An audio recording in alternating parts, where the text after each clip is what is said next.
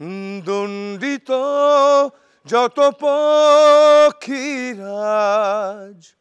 এলো আজ ওড়ার সময়। 2005 সালে তৈরি এই গানটা প্রধানত আইপিসি 377-এর বিরুদ্ধে ছিল। সেই সময়ে ট্যাবুর মাত্রা আরও অনেক বেশি। যাই হোক, তারপরে অনেকটা সময় কাটলো। 2018-তে আমরা দেখলাম যে আইপিসি 377-কে সরিয়ে দেওয়া হলো।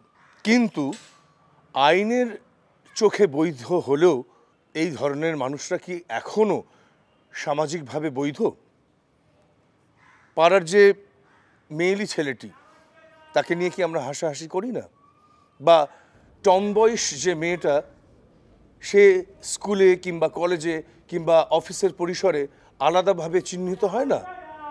এবং এই যে আলাদাভাবে চিহ্নিত হওয়া, তার ভেতর কিন্তু কোনো সম্মান নেই। মানুষ হিসাবে তার যা সম্মান প্রাপ্য, তার যৌন চেতনার জন্য তাকে কেন আমরা অসম্মান করব?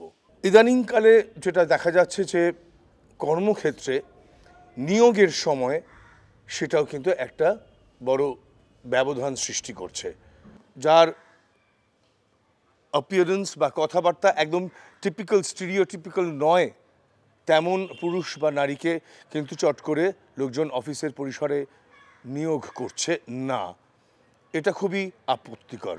আমার মনে হয় কর্মক্ষেত্রে যৌনতার চেয়ে যোগ্যতা অনেক অনেক বেশি প্রয়োজন। আমরা অ্যাওয়্যার, আমরা সব কিছু খবর রাখি, আমরা বুঝি, জানি। LGBTQ এই ধরনের শব্দ, তার কি ব্যাখ্যা, এগুলোর মানে জানি। কিন্তু আমার মনে হয় সেখানেই শেষ নয়। অ্যাওয়ারনেসে জিনিসটা শেষ হয় না। এই যে পরিবর্তন, অ্যাওয়ারনেসের ফলে যে পরিবর্তন আসা প্রয়োজন, সেটা ঘটে যাওয়া দরকার immediately. So let's make the change happen.